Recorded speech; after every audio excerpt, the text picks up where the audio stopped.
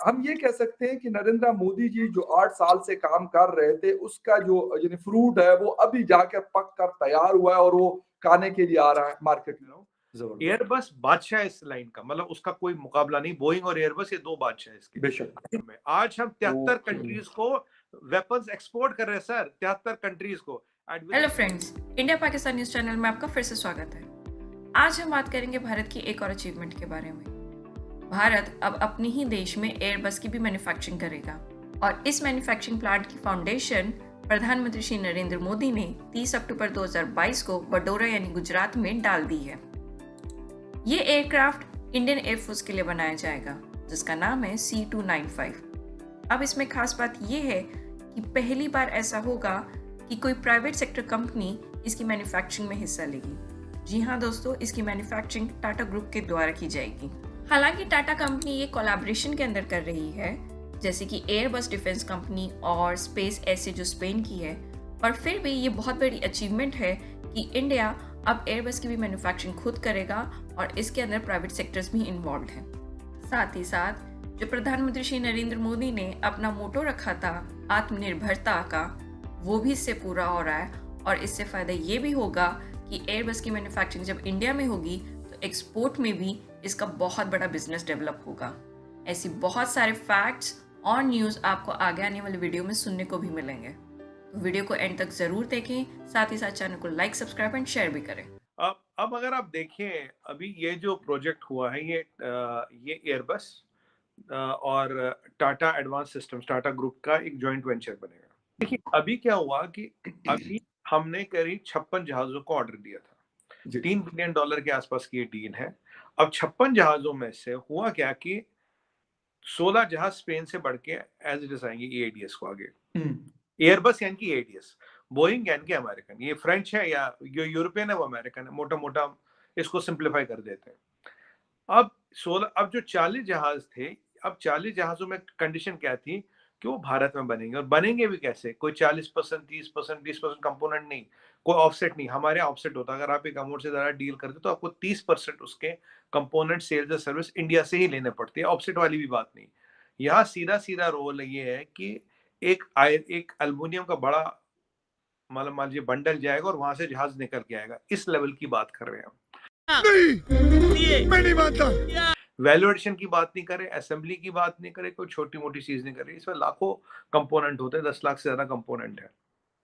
अब ये जो जहाज है, बाकी 40 जहाज इंडिया में ही बनेंगे। अब ये जो एयरबस है, Airbus will license Tata Advanced Systems to do it under a license. But Fakhar bhai, मजे की बात ये कारखाना इन 40 जहाजों के बाद बंद होगा नहीं, पहली बात। तो उसके बाद ये दोनों देखेंगे कि क्या हम कोई एडवांस, कोई और मार्केट या कुछ और ढूंढ सकते हैं।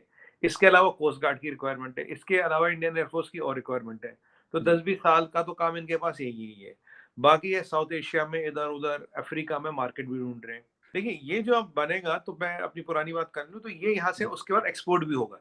ऐसा नहीं कि ऑर्डर खत्म, काम खत्म, फिर एक्सपोर्ट भी होगा। टाटा ने ये कहा है कि देखो हमारे पास 5-1 साल में इतनी टेक्नोलॉजी आएगी कि ये वाला C295 तो लाइसेंस्ड है। अगर हम इसके आसपास से ऊपर नीचे का एक वर्जन बनाए या ऊपर ऊपर में हायर कैटेगरी का, लोअर कैटेगरी का, Tata will be a global aviation player. और इससे क्या होगा, पहली भारत की कंपनी ग्लोबल एविएशन मार्केट में आएगी। और देखिए एविएशन हब अभी बेंगलुरु और हैदराबाद में, बात हो रही थी यूपी और गुजरात में। यूपी और गुजरात वर्ल्ड के एविएशन मैप में आएगा, क्योंकि अभी कारखाना गुजरात में खुल रहा है। ये तो पक्की बात होगी, यूपी में नहीं खुल रहा है। और गुजरात में ने आज इसका इनॉग्रेशन भी कर लिया। तो कहने की बात ये फखर भाई कि एक तो जो माल है, 70% माल अब इंडिया में ही बनेगा। 70% जॉब्स यहाँ आएगी। 25,000 जॉब्स ये क्रिएट करेगा, डायरेक्ट इनडायरेक्ट जॉब्स। उसके बाद Tata can become international player and Gujarat will come in the world aviation map. तो इसके जो आप देख रहे हैं, बहुत सारे फायदे हैं। और आप 3 से 5 कंट्रियों के क्लब में घुस जाओगे जिसके पास मिड रेंज जो है एयरक्राफ्ट कैरियर बनाने की सलाहियत है। क्योंकि again major share is between Boeing and Airbus only.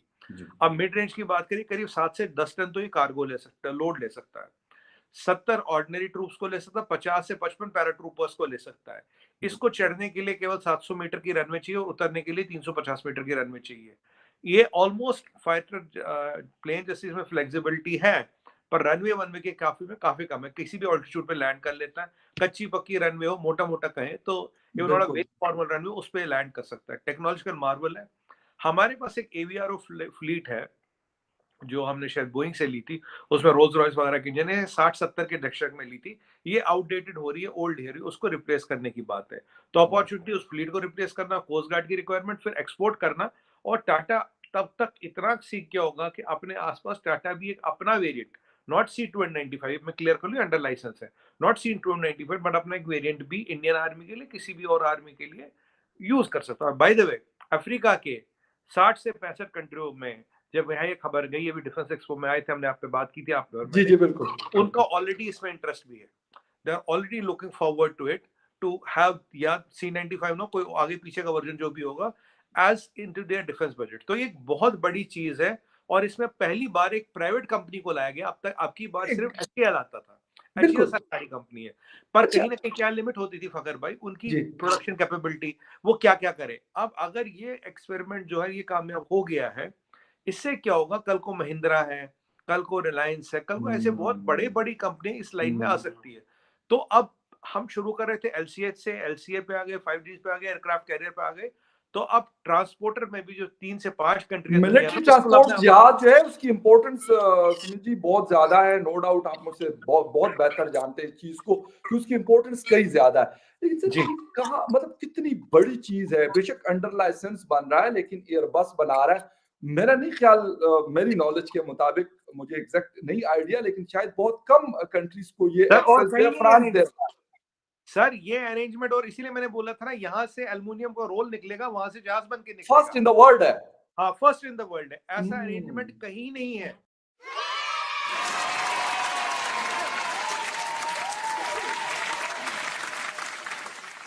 मतलब टाटा जहां भी हाथ डालता है, हार्डली कहीं फेल होता है। और ये टाटा से शुरुआत होगी फखर भाई, और जो बड़ी इंडस्ट्रियल हाउसेस हैं, धीरे धीरे मैं तो इसको ऐसे देख रहा हूँ, इंडिया अब ट्रांसपोर्ट, मिड रेंज ट्रांसपोर्टर्स बनाने लग गया इंडिया में। This is the biggest news, not only for India but also for in the future for export. Absolutely right. बिल्कुल, हम ये कह सकते हैं कि नरेंद्र मोदी जी जो 8 साल से काम कर रहे थे, उसका जो यानी फ्रूट है वो अभी जाकर पक कर तैयार हुआ है और वो खाने के लिए आ रहा है मार्केट में। देखिए फखर भाई, आपने मेरे मुंह की बात छीन ली। और ये सारी जो है मेक इन इंडिया और आत्मनिर्भर भारत का जो एफर्ट डाला गया, जो विजन डाला गया, ये उसका नतीजा है आज। मैं आपको बताऊं इससे क्या होगा, हमने एक और चीज करके दिखाई है आज, कि ऐसा नहीं है कि government is only pro government business, कि भाई जहाज बनाता है हिंदुस्तान एरोनॉटिकल, HAL को ही देंगे और किसी को नहीं देंगे। टाटा में साइकिल आया तो उनमें दे दी। क्योंकि देखिए कहीं ना कहीं केवल आपको एक ही हाथ पे डिपेंडेंस नहीं रखनी। मान लें ये मेरा हाथ बहुत मजबूत है, पर मुझे दूसरा हाथ भी चाहिए ना, माना इससे थोड़ा मजबूत हो। हमारे पास बहुत पावरफुल गवर्नमेंट सेक्टर है, गवर्नमेंट के PSUs है, तो हमें साथ के साथ प्राइवेट सेक्टर को भी डेवलप करना पड़ेगा, और हमें स्केल चाहिए। हमें आज हम 73 कंट्रीज को वेपन्स एक्सपोर्ट कर रहे हैं सर, 73 कंट्रीज को। And within 5 years, we are targeting $7 billion, and within 20 years, $100 billion. जिन लोगों से आप लोग चीजें खरीदा करते थे, वो उनकी भी बहुत बड़ी एक मार्केट थी। अब लगता ऐसा है कि अब वो इस बात पे मजबूर हुए कि यार अब हमसे ये नहीं लेंगे, और अब जाके वहीं पे वो फैक्ट्री और वो सारी चीजें जो है टेक्नोलॉजी दे दो, बजाय इसके कि उसको खत्म कर लो। क्योंकि चलो अंडर लाइसेंस का कोई ना कोई फायदा तो फ्रांस को, एयरबस को मिलता रहता है। तो इस तरह की चीजें अब आगे जाकर क्या हम एक्सपेक्ट कर सकते हैं कि इस तरह की हेलीकॉप्टर्स का जो मेकिंग है या फिर अंडर लाइसेंस बनना है, वो टाटा के साथ हो, अडानी ग्रुप के साथ हो, या फिर अंबानी ग्रुप के साथ हो, तो आ सकते हैं इन फ्यूचर? हम देख रहे हैं इसको इस साल या नेक्स्ट ईयर में? फखर भाई बिल्कुल एक बहुत बड़ी पहल और सफल पहल हुई है। वेरी सफल, आई मीन अ वेरी सफल cemented contract has been sealed.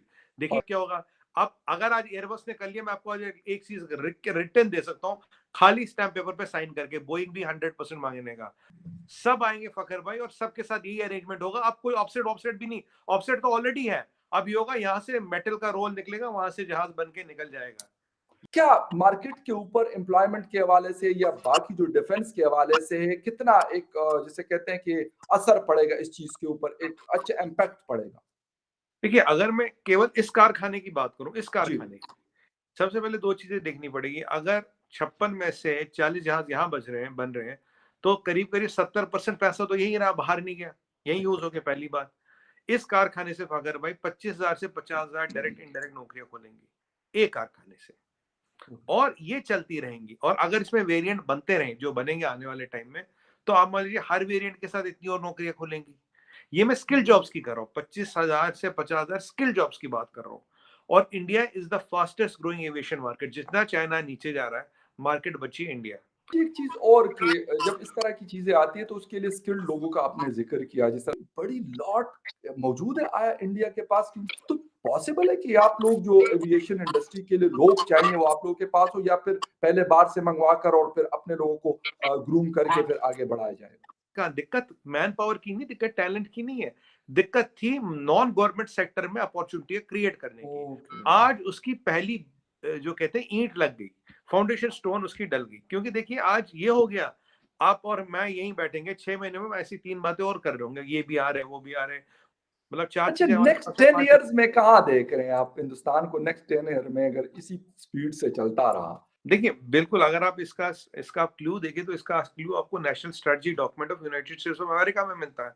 उन्होंने उसमें बोला कि रशिया का वर्चस्व स्टैचर घट रहा है और एक कंट्री है एशिया में जो उसकी जगह ले रही है। देखिए चाइना तो है नहीं, तो बचा कौन? चाइना हो नहीं सकता है नहीं, तो बचा कौन? बचा इंडिया। तो India is a super power in making. ये दुनिया जानती पहचानती 10 सालों में you will be seen there. अभी आप मेकिंग में 10 सालों में आप वहां लगभग देखे जाओगे, और ये काम जल्दी हो सकता है अगर चाइना टूटता है।